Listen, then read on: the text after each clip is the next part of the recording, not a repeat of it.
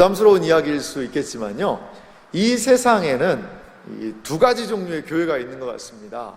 어떤 교회가 있냐면요, 오늘 우리가 성경을 함께 살피고 읽어보았지만 죽은 교회가 있는 것 같습니다. 죽은 교회. 그럼 죽은 교회가 있으면 무슨 교회가 있을까요? 산교회가 있겠죠. 이거는 뭐 인간적인 구분이 아니라 예수님의 구분이십니다.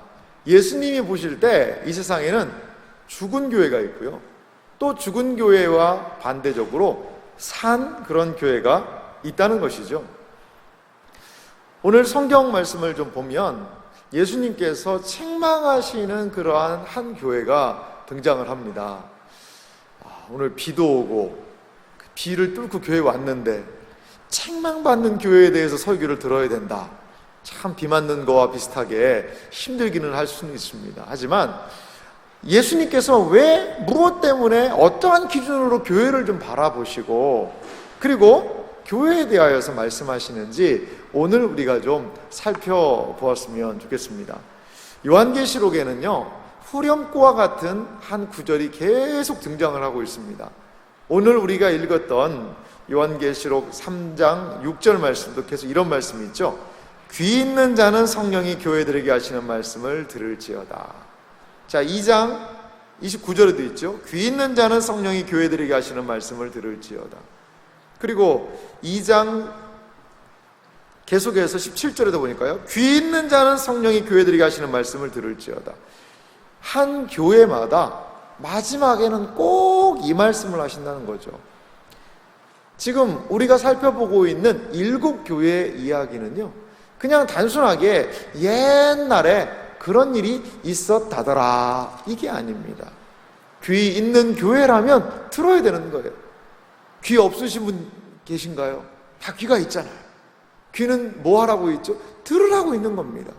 그런데 지금 주님께서는 귀 있는 자는 성령이 교회들에게 하시는 말씀을 들을지, 귀 있는 자는, 그러니까 듣기를 원하는 자들은 이 말씀을 좀 들으라는 것이죠. 하나님의 말씀을 귀로 들으시는 여러분들 되시길 간절히 소망합니다. 이 귀는 단순히 육체적인 귀가 아니라 우리의 마음과 연결된 귀라는 것이지. 그래서 이 말씀을 듣고 마음으로 받을 때에 우리는 이 세상에서 구별된 존재로 살아갈 수가 있고, 혼탁하고 어두운 시대 가운데서도 주님이 보시기에 아름다운 교회의 모습으로 우리가 세워지게 될 줄 믿습니다. 오늘 우리가 살펴볼 이 사대라는 지역이 있습니다. 이 사대라는 지역은 조금은 독특한 그러한 지역입니다. 사대가 어떤 도시인지 우리 유인물 나눠드렸는데요, 그 내용들을 좀 같이 살펴보았으면 좋겠습니다. 이 사대는요, 고대 왕국인 루디아라는 그러한 왕국이 있다고 그래요. 이 루디아 왕국의 수도가 바로 사대라는 이 지역입니다. 그런데 이 루디아라는 왕국은요, 아시아에서 가장 아름답고 화려한 도시 중에 하나였다고 얘기를 합니다.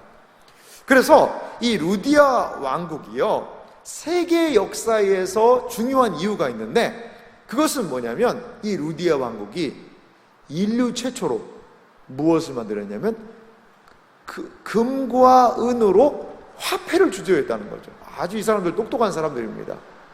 금은 금이고 은은 은이고, 이게 아니라 그거를요, 동전같이 이 주조를 해가지고 금화, 은화를 만든 거예요.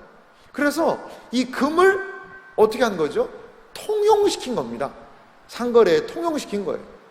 그러니 금 자체도 가치가 있었을 뿐더러 이것을 정확한 표준에 의해서 지금 돈과 같이 통용시켰으니까요, 그 당시에 이 사람들이 얼마나 많은 돈을 벌었겠습니까? 유인물에도 있지만요, 이 4대 도시 옆으로 흐르는 팍토루스라는 강이 있는데, 그 강에서 사금은 모래를 이렇게 하면 거기서 금이 나온다고 그럽니다.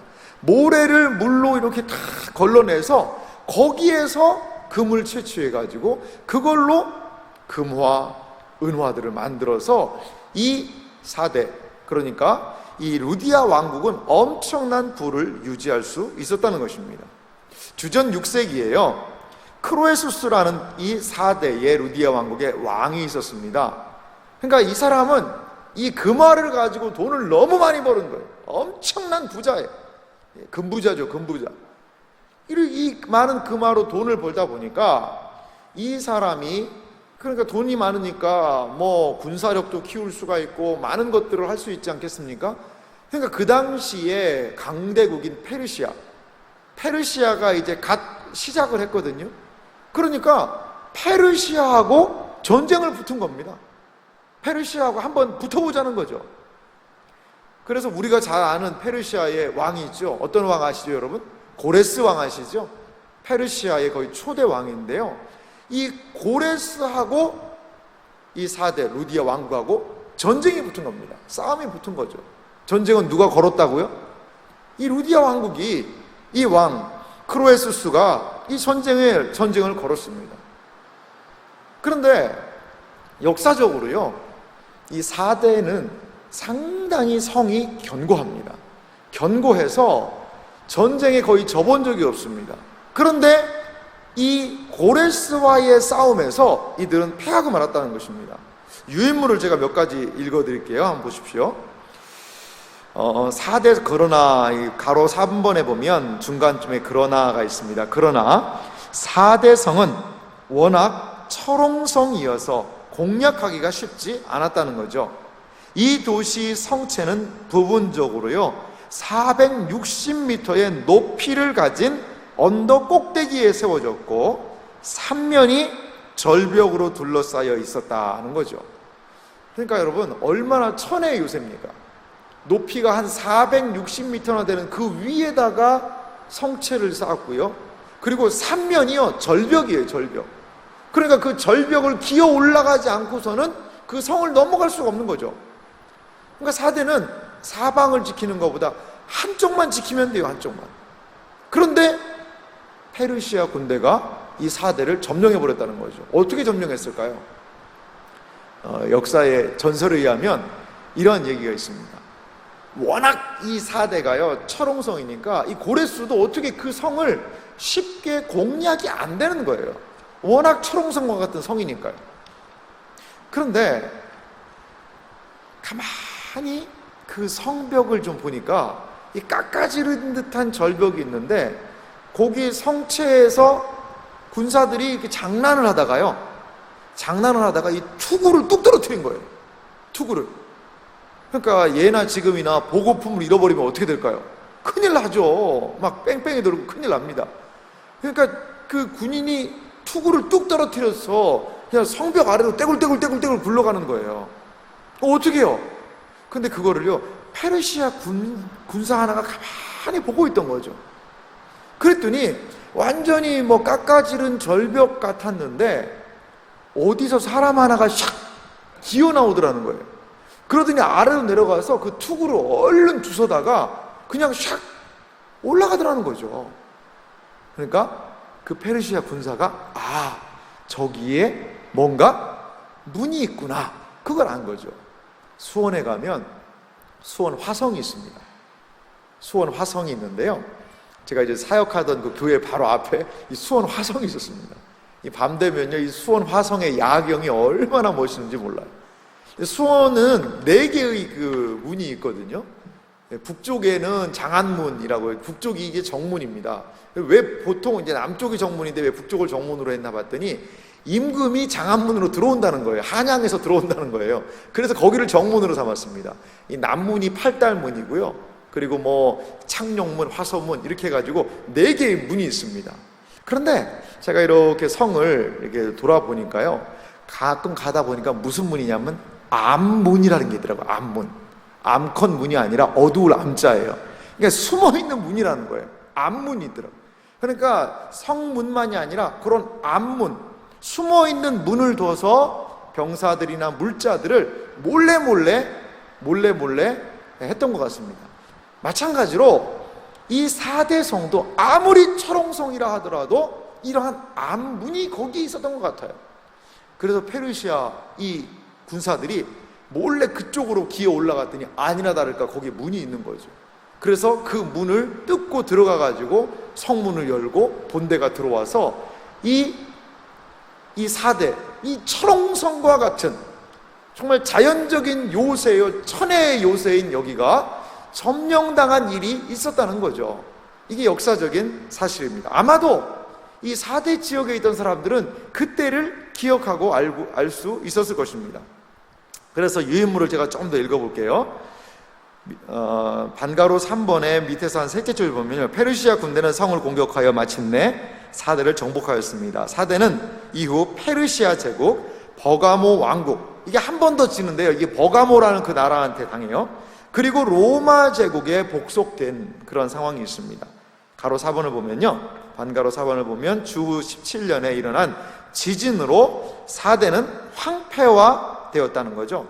그런데 로마 정부에서는 5년간 세금을 면제해주고 아우구스투스 황제의 지원으로 도시가 다시 재건된 그러한 경험이 있는 곳이 바로 이 4대라는 도시였다는 것이죠. 자, 4대 도시의 특징은 뭘까요? 이 도시는 가난하다, 부유하다? 부유한 도시라는 것이죠. 이 도시는 안전하다, 불안하다? 안전한 도시였다는 거죠. 철옹성과 같은 천혜의 요새의 도시였다는 것이죠. 그 성에 살고 있는 사람들은 어떨까요, 그러면? 늘 조급하고 늘 긴장할까요? 느긋하겠죠. 왜냐하면 우리 성은 든든해. 그런데 그 든든한 성에 갑자기 지진이 임한 적이 있었고, 또 외부로부터의 침입이 한 2번여에 걸쳐서 그들에게 수치라고 할 수 있을 정도로 이러한 일이 이 도시 4대에 있었다는 것이죠. 그런데 이 이야기가요, 이러한 4대의 배경이 4대 교회의 모습에도 반영되고 있는 것을 볼 수가 있습니다. 오늘 주님은요, 4대 교회를 향하여서 주님은 먼저 책망을 하시는 것을 볼 수가 있습니다. 이 4대 교회에 대해서 주님은 어떠한 책망을 하실까요? 첫 번째로, 살았다 하는 이름은 가졌으나 죽었다. 주님은 이렇게 책망하시는 것을 볼 수 있습니다. 그는 살았다는 이름은 가졌지만 어떻다는 거예요? 죽은 교회라는 것이죠. 4대 교회를 우리 한국 사람이 이해하기가 상당히 쉽습니다. 왜 쉬울까요? 바로 4대 교회이기 때문에 그래요. 4대 교회. 4대 교회는 무슨 교회다? 죽은 교회다. 죽을 사자를 써서 몇 사람만 아시는 것 같은데요, 너무나 다 알고 있으셔서 그러신 것 같긴 합니다. 그렇죠. 4대 교회, 영어로도 데드 교회입니다. 데드. 그러니까 영어로도 죽은 거고 한글로도 죽은 거고, 하여간 이렇게 4대 교회는요, 죽은 교회라는 거예요. 그 4대 교회에 대한 주님의 칭찬을 발견할 수가 없습니다. 그러면 우리 1절 말씀을 다시 한번 읽어볼까요? 같이 읽어보겠습니다. 4대 교회의 사자에게 편지하라.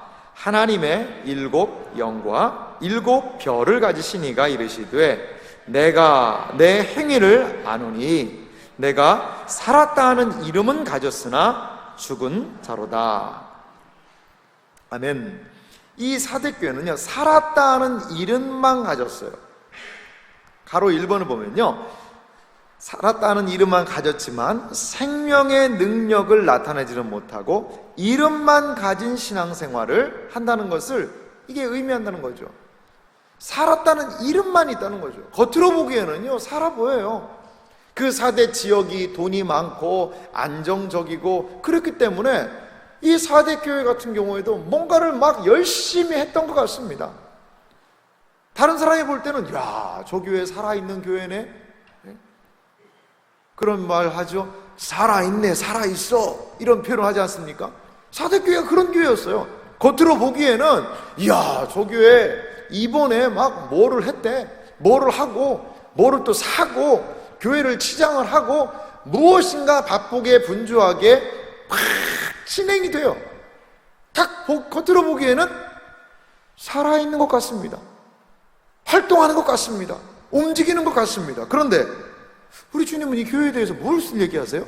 살았다 하는 무엇만요? 이름은 가졌으나, 우리 주님은 무엇이라고 얘기하시죠? 죽은 자로다. 4대 교회가 죽었다는 거예요. 여러분, 주님의 평가와요, 우리 사람의 평가가 다를 수 있습니다.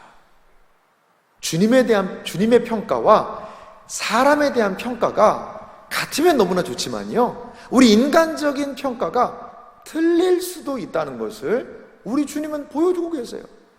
누구나 볼 때 사대교회 부러운 교회일 수 있습니다. 부유한 도시에 많은 사람들이 아마도 살았다는 이름이 있었으니까요, 역동적으로 무엇인가를 했을 거예요. 주님은 그 교회에 대해서 어떠한 평가를 내리세요? 죽었다. 주님이 죽었다 그러면 아무리 살았다고 해도 그건 산 것이 아닙니다. 그건 죽은 거죠. 참, 우리가 이해할 수 없는 게 이제 서양의 장례 풍습이지 않습니까? 우리는 이 죽은 사람의 시신을 어떻게 처리하죠? 막 배 있지 않습니까? 굵은 배로 막 칭칭 감고 동여놔요. 그래서 야, 진짜 이게 시체구나, 이런 느낌이 들 정도로 해요. 그런데 뭐 저도 서양 장례를 직접 참여해보진 않았습니다만, 뭐 여러 가지 부분에서 간접적인 경험을 볼 때 그 사람들은요, 사람 죽으면 어떻게 하죠? 화장하는 거 아시죠? 불에 태우는 거 말고요, 얼굴에다가 분을 칠하고요, 예쁘게 화장을 해서 마지막에 그 얼굴을 보게 한다는 거예요. 우리가 볼 때는 이게 참 섬뜩한 얘기 아니겠습니까? 돌아가신 분인데 예쁘게 화장하고 관에 이렇게 딱 누워있다고 생각을 해보세요.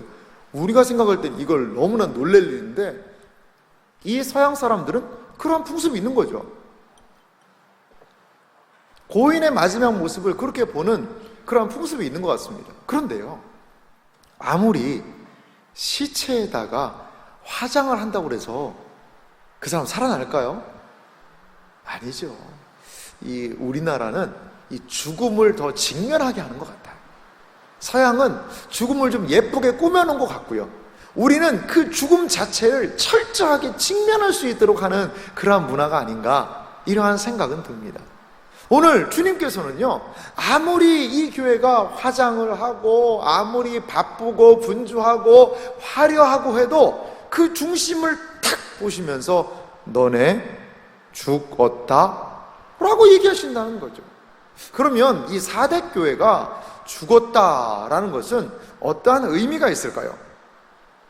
오늘 참 의미 있는 날인 것 같아요. 이렇게 비바람이 불고 그냥 요란하게 비가 오는 상황에서 하나님의 말씀 때문에 우리가 모였다는 것 자체, 그것도 10월의 첫 수요일에 너무나도 의미가 있는 날이 아닌가, 이런 생각이 듭니다. 그런 측면에서 우리는 죽지 않은 교회가 확실한 것 같아요. 할렐루야. 그러면 여기 이 교회는 무엇 때문에 죽었다고 그러는지를 우리가 좀 유인물을 통해서 살펴보도록 하겠습니다. 3번에 가로 2번을 보시면요, 사대교회의 가장 큰 문제는 그들이 불신앙적인 문화 앞에서 자신들의 믿음을 증언하지 않은 것이다, 이렇게 봅니다. 불신앙적인 세상 가운데서 자기가 가지고 있는 무엇을요? 믿음을 드러내지가 않은 거예요. 나 예수 믿는 사람이다, 나는 그리스도인이다, 너도 예수 믿고 우리 함께 신앙생활 해야 된다 라는 그리스도인의 정체성을 드러내지 않았다는 것이죠. 3번을 보면 만일 4대의 그리스도인들이 그 도시에서 그리스도인다운 모습을 유지했다면 그들은 다양한 종류의 박해에 직면했을 것이다. 그들은 만약에 그리스도인이라는 것들을 유지했다면 박해에 직면했을 것이라고 이야기를 합니다. 4대 교회는 여러 평판이나 여러 가지를 볼 때 아마 그 지역사회에서 인정이 됐던 것 같아요. 살았다는 이름을 막 드러내는 그런 교회였던 것 같습니다. 무엇인가 열심히 그 지역사회와 연결이 돼서 했던 것 같아요. 그런데 많은 주석학자들의 내용들을 읽어보면 이 교회가 아마도 믿음을 드러내지 않고 적절하게 그 사회와 타협했을 것이다. 저는 이제 교회가 정치와 좀 가까이 하는 것에 대해서 조금 많이 경계를 해야 되는 것 같아요. 만약에 우리 교회에 국회의원이 와서 인사 한번 합시다, 그리고 국회의원이 와서 막 예배 드린다, 그러면 막 우리 자부심이 크겠죠.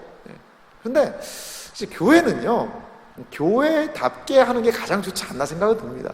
교회가 뭐 정치인들 이런 사람들을 뭐 그렇게 좀 더 하고 하는 정치와 좀, 그러니까 정치라는 것은 뭐 그런 사람들이 있으면 교회 잘 봐주겠죠. 잘 봐주고 하겠지만, 그럼에도 불구하고 교회는 그 정치인보다도 더 잘 봐주시는 분이 계시잖아요. 그렇죠? 우리 하나님이 돌봐주고 계시는데, 그 뭐 정치인 연줄로 교회가 잘 돼, 물론 뭐 그런 교회가 거의 없습니다만, 그래서 정치와 적절한 거리를 분명히 둬야 되는 것이 교회 같습니다. 교회 같아요. 교회는 결코요, 좌쪽으로나 우쪽으로나 치우치면 안 되는 것 같아요. 교회는 뭐 좌파도 아니고요, 우파도 아닙니다. 교회는 어디 파일까요? 제가 하나 만든 파가 있습니다. 천파라고 있습니다. 천파. 하늘파예요. 하늘파. 하늘파. 교회가 만약에 좌파, 우파 모여가지고 막 사랑방이 모일 때마다 정치 얘기하고 모일 때마다 그냥 뒤에서 그런 이야기 한다면 어떻게 하나가 되겠습니까? 어떻게 하나가 되겠습니까? 어떤 분 기도하면은 좌파적인 기도하고, 어떤 분 기도하면 우파적인 기도하고, 막 돌아가면서 그렇게 하면 이 교회 꼴이 뭐가 되겠습니까? 교회는 그런 것 아닙니다. 교회는 기도해야 되겠죠.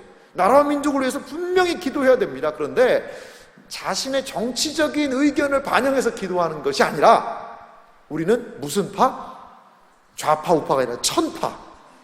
하나님의 뜻을 받들어서 하나님의 뜻이 우리 가운데 이루어지는 것을 바라야지, 하늘의 아버지의 뜻이 하늘에서 이루어진 것 같이 땅에서도 이루어지리라. 이것이 우리 그리스도인들이 이 땅을 위하여 기도해야 되는 중요한 내용이라는 사실을 여러분 기억하시기 바랍니다. 적절한 거리가 필요해요. 그래서 적절한 거리가 필요합니다. 나라와 민족을 위하여서 우리가 3주간에 걸쳐서 기도하고 있습니다만, 그러함에도 불구하고 우리는 하나님의 뜻이 이 땅에 이루어지는 것에 더욱더 큰 관심을 가져야 될 줄 믿습니다. 아마도 이 4대 교회는 이러한 부분에서 적절한 타협을 했던 것 같습니다. 그런데 가로 4번을 보십시오. 그리스도는 여전히 교회를 위해 7별은 7교회의 사자다 그랬는데, 천사와 목회자일 수 있다, 이 두 부분의 의미가 분명히 있다라고 앞에서 한번 말씀드렸어요. 7별과 7영, 성령을 가지고 하늘의 은혜로 교회를 돕고 계시고 있다는 것이죠. 자, 그리스도께서는 여전히 그 교회를 돕고 계시는 거예요. 붙잡고 계시는 거예요. 어려운 환경, 박해의 상황, 이러한 상황 가운데서도 세상과 타협할 필요가 없는 게, 주님이 교회를 붙잡고 계시다는 것을 기억할 때 그리스도인은 세상에서도 담대하게 될 줄 믿습니다. 이게 바로 이 4대 교회의 모습이라는 거죠. 그렇기 때문에 1절 말씀을 보면 예수님은 이 4대 교회에게 자신을 무엇이라고 소개하고 계시죠? 하나님의 7영과 7별을 가지신 이라고 소개하고 있는 것입니다. 4대 교회는 아마 생각했을 거예요. 우리 교회가 이 지역사회에서 살아남기 위해서는 그래도 적어도 이 정도는 해야 되지 않냐? 우리가 많이 헌금을 해서 이번에 우리 지역구에 있는 이 사람 몰아주고, 그래서 그 사람이 우리를 그래도 좀 지켜줘야 우리도 장사하고, 우리 그리스도 믿는 것 때문에 분명히 손해가 있는데 그래도 그런 사람들이 우리의 연줄이 생기지 않겠냐? 이런 행사 저런 행사로 막 그런 사람들을 초청하고 서로 가고 왕래하고, 신앙이 그들에게 있었지만 여전히 무엇인가 막 분주한 거죠. 그러니까 밖에서 보면 이야, 살아있네, 살아있어 저 교회 라고 이야기하지만, 주님께서는 말씀하시는 거예요. 무엇을 말씀하십니까? 하나님의 7영, 7별을 내가 가지고 있다. 내가 가지고 있다는 거죠. 주님께서는 성령님을 보내주셔서 니네 교회를 내가 살릴 수 있는 사람이 나다. 7교회의 사자들, 7교회의 별을 주님이 붙잡고 계시면서 그 교회의 주권을 보호하고 지키고 계시다는 거예요. 4대 교회는 세상에 기대어 나갈 것이 아니라 이 주님을 바라보았어야 한다는 것이죠. 주님은 자신을 하나님의 7 영과 그리고 7 뼈를 가졌다라는 표현을 통해서 4대 교회를 내가 살린다, 니네가 스스로 하는 게 아니라 내가 살린다라고 말씀하고 있다는 것입니다. 그래서 4번의 마지막, 가로 4번의 마지막 뒷부분을 보면요, 교회는 세상을 향해 복음을 증언해야 한다는 것입니다. 그리고 5번의 내용을 보면 참 중요한 내용인데, 5번은 같이 우리 한 목소리로 같이 읽어보겠습니다. 성령의 능력은 예수님을 죽은 자 가운데서 다시 살렸고 4대 교회를 그의 영적 무기력으로부터 소생시킬 것이다. 그렇습니다. 성령의 능력이 우리 주님을, 예수 그리스도를 성령의 능력으로 살아나신 것이지요. 부활하셨습니다. 이게 하나님이 하신 일이에요. 예수 그리스도를 부활하신 성령의 능력은 4대 교회도 살릴 줄 믿습니다. 이게 주님이 보이고 싶으신 말씀이라는 것입니다. 세상에 죽어있는 교회들이여, 성령의 능력을 믿을지어다. 성령의 능력을 믿을 때에 그 죽은 자리에서 살아날 수 있다. 누구처럼? 우리 주님처럼 너희도 살아나게 되리라. 이것이 바로 4대 교회를 향한 주님의 권면이라는 것입니다. 교회가 살아나는 길, 그것은 무엇인가 살아있는 것과 같은 행동을 한다고 교회가 살아나는 것 아닙니다. 무엇인가 살아있는 것과 같은, 마치 화장을 해서 죽어있는 시신이지만 화장을 해서 살아있는 것 같이 만들어 놓으면 되는 것이 아니고요, 교회가 살아나기 위해서는 성령의 능력을 붙잡아야 될 줄 믿습니다. 이것이 바로 교회를 살리는 유일한 방편이라는 것입니다. 그렇습니다. 이러한 4대 교회를 향하여서 주님은 권면을 하고 계세요. 어떠한 권면을 주님께서 하시는지 몇 가지 내용을 살펴보겠습니다. 첫 번째는요, 일깨어 있으라, 이렇게 말씀을 하고 있습니다. 우리 2절 말씀을 같이 한번 읽어볼까요? 함께 2절 읽겠습니다. 너는 일깨어 그 남은 바 죽게 된 것을 굳건하게 하라. 내 하나님 앞에 내 행위에 온전한 것을 찾지 못하였느니. 너는 뭐라고 얘기하죠? 일깨어라, 일깨어. 원어적인 의미로 보면 유인물에도 있습니다만, 일깨어라는 의미는요, 깨어있다는 것을 보여주라는 것이죠. 4대 교회예요. 너희가 깨어있다는 것을 좀 보여주라. 너 죽은 것이 아니라 깨어있는 것을 좀 보여주라. 2번을 보면요, 4대 교회는 사람에게는 인정을 받았을지 모르지만 하나님은 인정하지 않으셨다는 거죠. 사람은 살아있는 교회다라고 칭송했을 수 있습니다. 하지만 우리 주님은 인정하지 않으셨다는 것이죠. 우리 교회가 어떤 교회가 되어야 되겠습니까? 주님이 인정하시는 새한교회, 주님이 기뻐하시는 우리 교회, 주님께 인정받는 우리 교회가 되기를 간절히 소망합니다. 사람의 시선보다 하나님의 시선을 더 기억하는 교회. 참, 제가요, 어제와 그저께 이제 저녁 기도회를 하면서 참 하나님과 함께 감사했습니다. 그리고 우리 교회에 영적인 그러한 좀 힘을 보기도 한 것 같습니다. 우리 성도님들이 함께 모여서 기도하는데 참 제 마음 가운데도 뜨거움이 생기더라고요. 뜨거움이 생기더라고요. 새벽으로 기도하시고, 또 근데 참 피곤해서 못 나올 것 같으신데도 저녁에 그렇게 기도하신 분이 또 새벽에도 나와서 기도하시더라고요. 할렐루야. 3주간 죽었네 하시는 분도 계실 수 있어요. 근데 체력에 이제 상황에 보시면서 해야 되시겠습니다만, 그렇게 함께 기도하면서요, 우리가 정말 마음이 뜨거워지더라고요. 아, 그렇구나. 우리가 이렇게 기도해야 되는구나. 이것을 기도해야 되는구나. 이것을 붙잡아야 되겠구나. 이렇게 기도를 통하여서 하나님을 의지할 수 있다는 것이죠.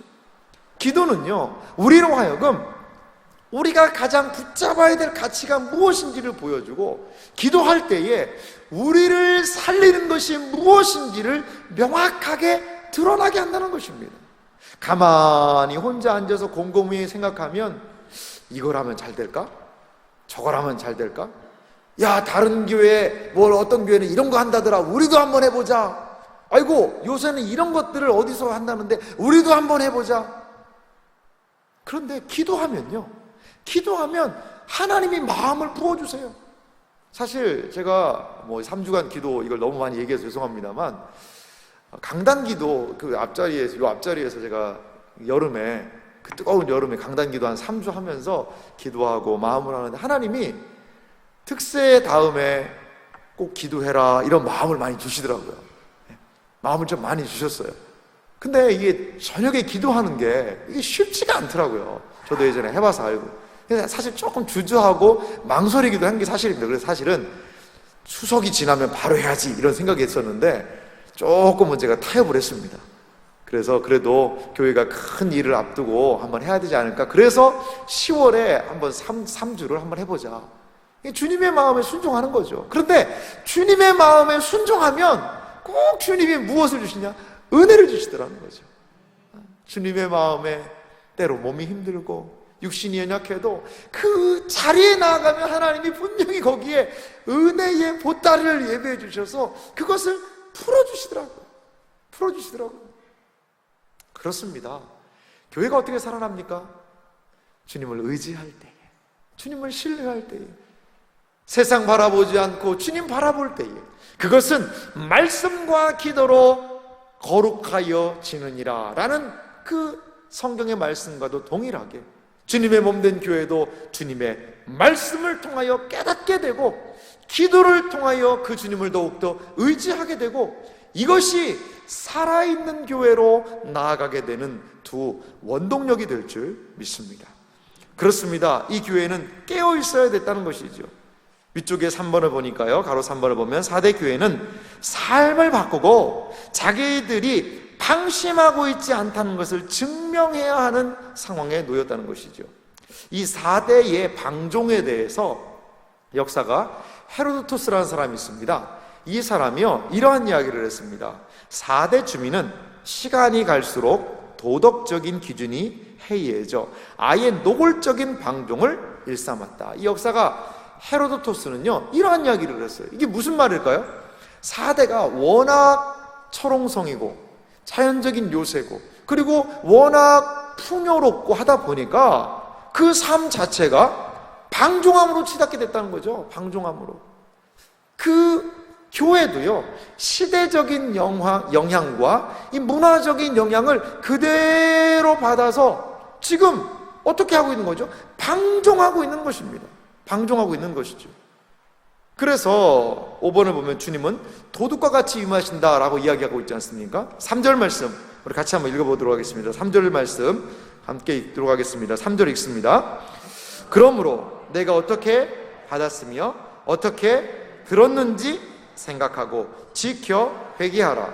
만일 읽기지 아니하면 내가 도둑같이 이르리니 어느 때에 내게 이르는지 내가 알지 못하리라. 아멘. 그렇습니다. 이 4대 교회의 모습을 보면 주님이 무엇이라고 얘기하냐? 내가 도둑같이 임한다는 거죠. 깨어있으라는 것입니다. 주님이 언제 다시 오실지 모른다는 거예요. 도둑이 맨날 몇 시에 언제 제가 털로 가겠습니다, 이렇게 얘기하는 도둑은 거의 없습니다. 소설 속에나 있죠. 소설 속에나. 그러니까 도둑은 언제 올지 모른다는 거예요. 그런데 4대 교회는 그 지역 사람들이 헤로도토스가 이야기했던 것 같이 방종하였고 4대 교회도 그런 방종의 물결이 교회 안으로도 슬금슬금 들어와서 나태하고 마음을 놓고 방종하는 그러한 모습을 보였던 것 같습니다. 그래서 주님은 이 4대 교회를 향하여서 내가 도둑과 같이 이를 것이다. 깨어있어라. 잠들지 말아라. 일깨어라라고 말씀하고 있다는 것입니다. 우리의 신앙생활, 어떤 신앙생활을 우리가 해야 될까요? 깨어있는 신앙생활 하시는 여러분들이 되시기를 주님의 이름으로 소망합니다. 신앙에요, 잠이 들면 안 됩니다. 영혼에요, 잠이 들면 안 되는 거죠. 잠이 든다는 것은요, 반응하지 않는다는 거예요. 하나님의 말씀을 들으면 그러니까 어떤 분이 그런 얘기 하더라고요. 그러니까 너무나도 많은 사람들이 영적인 잠을 자고 있다는 거예요.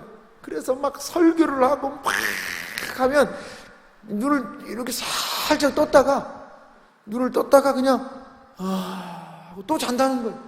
또 잔다는 거예요. 그러니까 막 그냥 뭔가 좀 자극이 생기면 눈을 살짝 개슴치레 떴다가 다시 무거운 눈꺼풀이 쿵 하고 닫히는 거죠.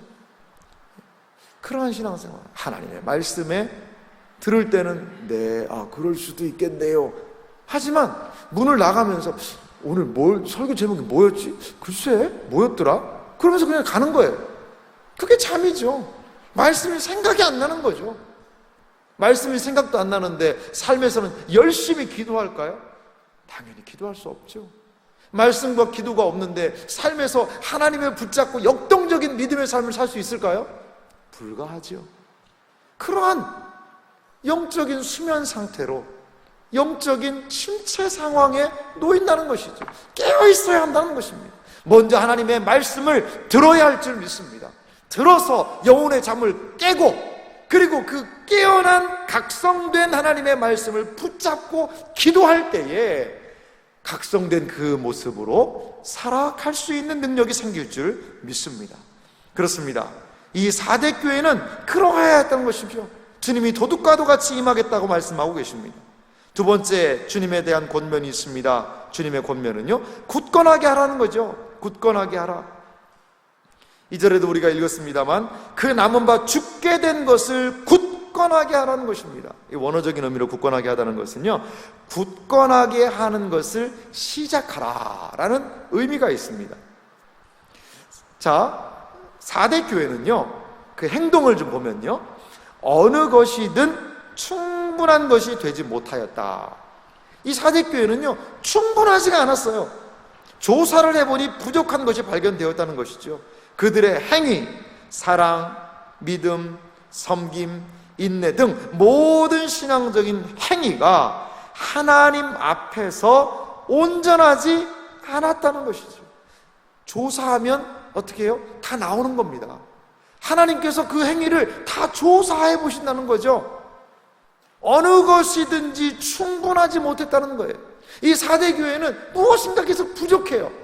이름은 있습니다. 살아있는 것 같은 모습은 보이는데 주님의 저울에 달아보면 부족한 거예요. 부족한 거예요. 그래서 굳건하게 하는 것을 시작해야 한다는 것입니다. 하나님께서 잠언에 보니까 그런 말씀이 있어요. 양심을 저울질하는 이가 어찌 알지 못하시겠느냐, 이런 표현이 있더라고요. 이 고대 사회의 저울은요, 양팔 저울이었습니다. 양팔 저울이어서 그 무게를 쟀는데, 하나님께서 이런 표현이, 우리의 양심, 심장을 얘기하거든요. 양심을 이 양팔 저울에다가 한 저울에다 올려놓으시는 거죠. 그리고 하나님께서 원하시는 그 값을 한쪽에 올려놓는 거예요. 그런데 이게 어떻게 돼요? 항상 이렇게 되는 거죠. 이렇게 올라가는 거예요. 이게 충족이 안 되는 거예요. 부족한 거죠. 지금 4대 교회의 모습이 꼭 이러한 형국이라는 거죠. 하나님이 원하시고 하나님이 기뻐하시고 하나님이 말씀하시고자 하는 그런 태도가 있습니다. 그런데 이들은 어때요? 이게 안 되는 거예요. 이게 안 되는 거예요. 하나님께서 기대하시고 바라시고 소망하는 4대 교회의 모습은 없고 늘 부족한 거예요. 늘 연약한 거예요. 하나님께서는요, 우리의 인생을 보시면서도 분명히 그러한 관점으로 보실 수 있습니다. 하나님이 무슨 채점과 같이 그 100점 일단 줘놓고 막 5점씩 깎아가지고 너 몇 점이다, 이런 분은 아니십니다. 하지만 은혜를 받은 사람, 은혜를 입은 사람들에게는 은혜에 걸맞는 삶을 분명히 요구하신다는 거예요. 4대 교회, 풍성한 교회였던 것 같아요. 그 지역에 돈도 많았던 교회인 것 같아요. 그러면 자기들만 잘 먹고 잘 사는 것, 그리고 세상에서 번지르하게 보이는 것, 그것만 하면 안 되죠. 주님이 진짜 원하시는 그것을 교회가 감당해야 되는 것입니다. 박해가 있고 때로는 얼굴을 좀 붉힐 때가 있어도 때로는 어려움이 있어도 복음 증거해야죠. 예수를 전해야죠. 주님을 바로 증거해야죠. 내가 예수 믿는 사람임을 나타내야지요. 그러함으로 인하여서 하나님께서 그 지역사회에 빛과 소금이 소금으로 드러나시게 해야 되는 사명이 있음에도 불구하고 그들의 행위가 주님 보시기에 턱없이 부족한 상황이 되어버리고 말았다는 것이죠. 참 두려운 말씀인 것 같습니다. 우리 주님께서 우리에게 요구하시는 것이 무엇일까요? 우리에게 요구하시는 것 이전에 여러분 받은 은혜를 좀 세워보시기 바랍니다. 받은 은혜를 세워보면 내가 그 은혜를 가지고 감당해야 될 것이 보일 줄 믿습니다. 우리 세안교회 어떤 교회가 되어야 할까요? 우리 하나님께서 우리 안에 은혜를 충만하게 허락하시기를 간절히 소망합니다. 그리고 우리는 그 받은 은혜를 가지고 우리만 좋은 공동체가 아니라 이 지역사회에 주님을 알지 못하는 사람에게 주님을 증거하고 이 지역사회에 소외되고 외롭고 어려운 심령들에게 하나님의 은혜를 증거하는 그러한 공동체가 되어야 할 줄 믿습니다. 이것이 바로 시대적인 사명을 감당하는 교회의 모습이라는 것입니다. 그렇습니다. 이 4대 교회는요 이렇게 하나님 앞에서 온전함을 드러내 보여야 했다는 것입니다.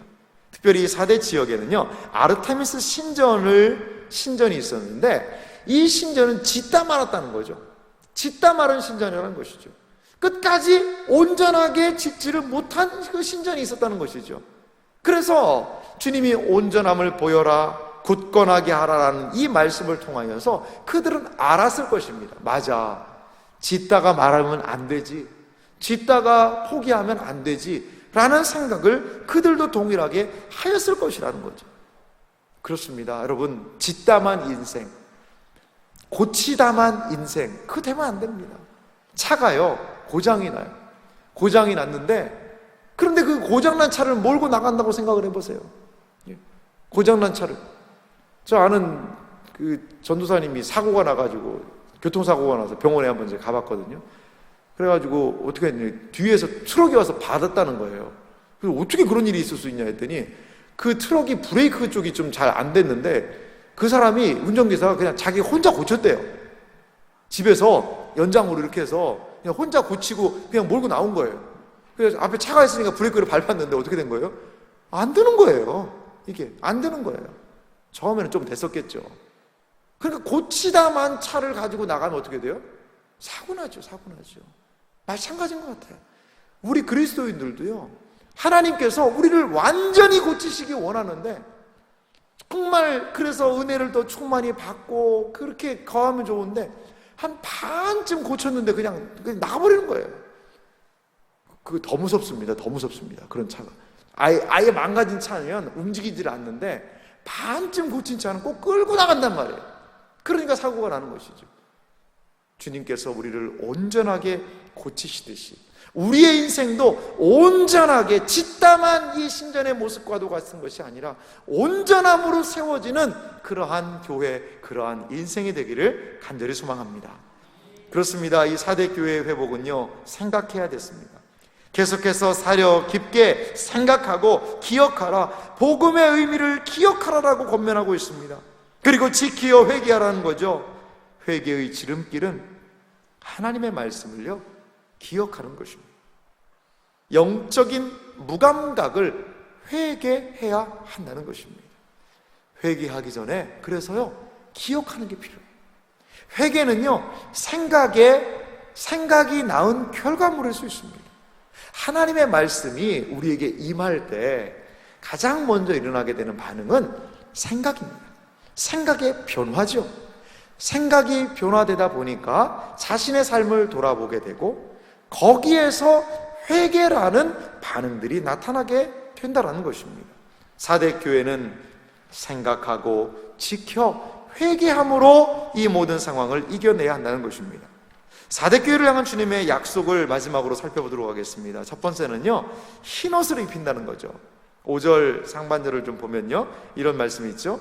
이기는 자는 이와 같이 흰옷을 입을 것이요. 이기는 자에게 주님은 흰옷을 주신다는 것입니다. 흰옷은요, 로마 시민들이 제국의 군사적인 승리를 축하하기 위해서 흰옷을 입고 행진했다고 그럽니다. 그러니까 흰옷은 어떤 의미가 있을까요? 순결하고 깨끗하다는 의미도 있지만 이겼다라는 의미가 있습니다. 이겼다, 승리했다라는 의미가 흰옷에 있다는 거죠. 성도는요, 흰옷을 입고 순결하고 거룩한 존재로 주님의 승리의 행렬에 동참하게 된다는 거예요. 이제 우리가 계속해서 요한계시록을 살펴보겠습니다만, 계시록에 보면 흰옷을 입고요, 흰옷을 입고 종려가지를 흔들고 막 하나님을 찬양하는 그 무리들이 있어요.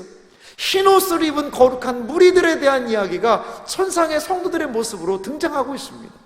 얼마나 복된 상상입니까?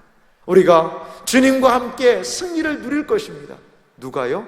이 땅에서 승리한 사람들이, 이 땅에서 복음 때문에 박해받고, 이 땅에서 복음 때문에 지고, 복음 때문에 어려움을 당한 사람은 뒤집어 보면 천상에서 흰옷 입고 승리한 사람이라는 것입니다. 여러분, 이 세상에서의 복음 때문에의 실패를 주저하지 마시기 바랍니다. 이 세상에서 복음 때문에 실패한다면 천상에서는 승리하게 되는 것을 여러분 기억하시기 바랍니다. 복음 때문에 여러분들이 많은 사람들에게 어려움을 당했습니까? 하나님은 그것을 바라보시며 천상에서 흰옷을 입히며 하나님의 도움의 역사를 경험한다는 것입니다. 그런데 이 흰옷을 입은 그것은요, 단순히 이 하늘에 가서만 유익한 것이 아니라 이 땅에서도 하나님이 함께 하시는 그러한 은혜가 있을 것이다 라고 많은 사람들이 이야기합니다.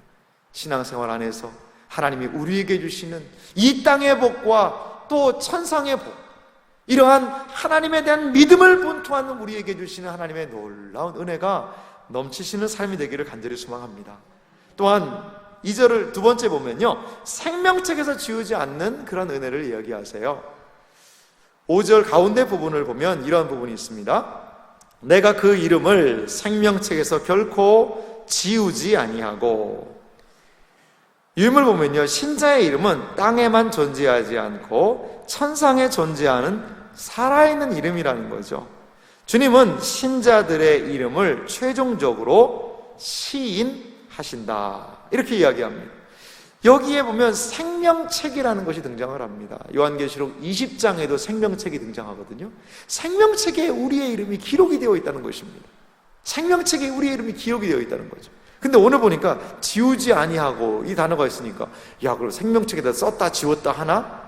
이렇게도 생각을 할 수 있을 겁니다. 근데 이 표현은 그것이 아니고 생명책에 그 이름이 분명하게 있다는 표현이죠. 분명하게 있다는 거예요. 신천지는요, 신천지에서도 내부적으로 자기들이 생명책을 만들었습니다. 그러니까 그 신천지 명부에 이름이 올라가, 총회록 명부에 신천지의 이름이 올라가야 14만 4천에 속하고 최종적인 구원을 받는다고 생각을 합니다. 근데 그 신천지 명부가 어디 있냐면 저 과천에 있습니다. 과천 금고에 보관했는지 모르겠지만 그 신천지 본부가 과천이거든요. 그 총회 명부, 신천지 사람들이 만든 그 명부에 이름이 올라가야, 그래야지만 여기에 우리 성경이 요한계시록에 있는 생명책에 기록한 것과 똑같이 보겠다는 거죠. 거기에 이름 올리려면요, 전도는 몇 명 이상, 헌금은 얼마 이상, 엄청나게 까다롭다는 거예요. 사실 신천지 사람들이 20만 명 넘는 걸로 보거든요. 그 사람들은 처음에 무슨 슬로건을 주장했냐면 14만 4천 명이 신천지 수가 딱 차면 이 세상에 지상 낙원 온다, 이렇게 얘기를 했어요. 그래서 그 사람들이 열심히 14만 4천 만들려고 했거든요. 그런데 14만 4천이 넘었어요. 지상 낙원이 안 오는 거예요. 그러니까 총회록을 이야기하면서 총회록에 14만 4천이 정말 알고 가던 14만 4천이 차야 된다. 이 총회록이 찰까요, 안 찰까요? 안 채우죠. 일부러 안 채우죠. 여러분, 그런 거 아닙니다. 이단이 주장하는 그런 거 아닙니다. 하지만 우리 기억하시기 바랍니다. 우리의 이름, 거듭난 신자의 이름은 저 하늘 생명책에 지우지 않고 기록되어 있다는 것을 여러분 믿으시기 바랍니다.